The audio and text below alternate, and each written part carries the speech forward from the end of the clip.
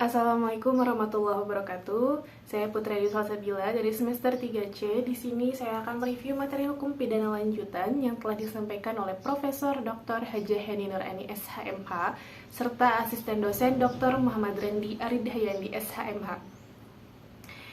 Pada bab 3, perbarengan atau gabungan tindak pidana atau summon law atau konkursus.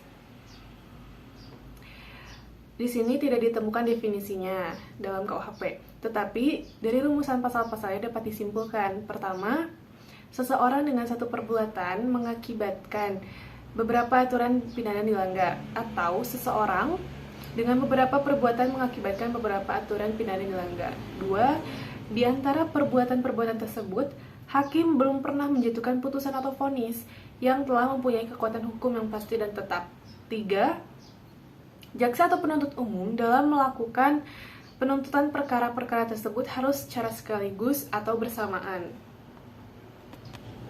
Kemudian untuk pengaturan perbarengan atau gabungan tindak pidana diatur dalam buku 1 KUHP bab 6 pasal 63 sampai 71. Pertama, perbarengan peraturan idealis diatur dalam pasal 63 KUHP. 2. Perbuatan berlanjut diatur dalam pasal 64 KUHP. 3. Perbarengan perbuatan konkursus realis diatur dalam pasal 65 sampai 71 KUHP. Nah, untuk konkursus idealis dan konkursus realis adalah bentuk konkursus murni, sedangkan perbuatan berlanjut bukan bentuk konkursus murni. Kemudian ada sistem pemidanaan, perbarengan peraturan atau konkursus idealis pasal 63 KUHP. Menurut pasal 63 ayat 1 KUHP digunakan sistem absorpsi, yaitu hanya dikenakan atau dijatuhkan pidana pokok terberat. Sistem pemidanaan seperti ini dinamakan absorpsi murni atau hisapan murni, yaitu pidana yang terberat menghisap pidana yang ringan.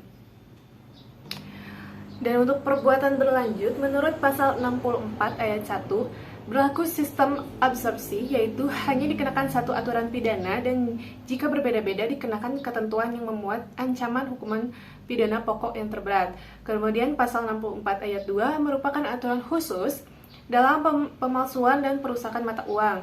Kemudian pasal 64 ayat 3-nya merupakan ketentuan khusus dalam hal kejahatan-kejahatan ringan yang merupakan perbuatan berlanjut.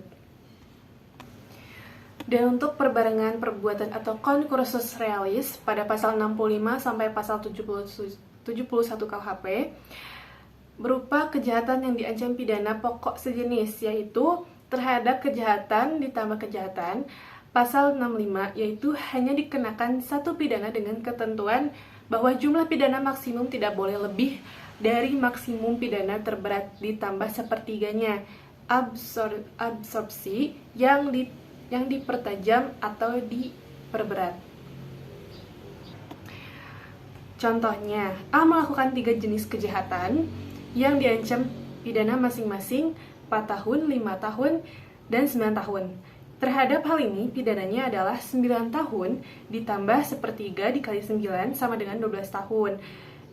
A melakukan 2 kejahatan yang diancam 1 tahun dan 9 tahun. Dalam hal ini, pidana yang dikenakan adalah 10 tahun dan bukan 9 tahun ditambah sepertiga dikali 9 sama dengan 12 tahun.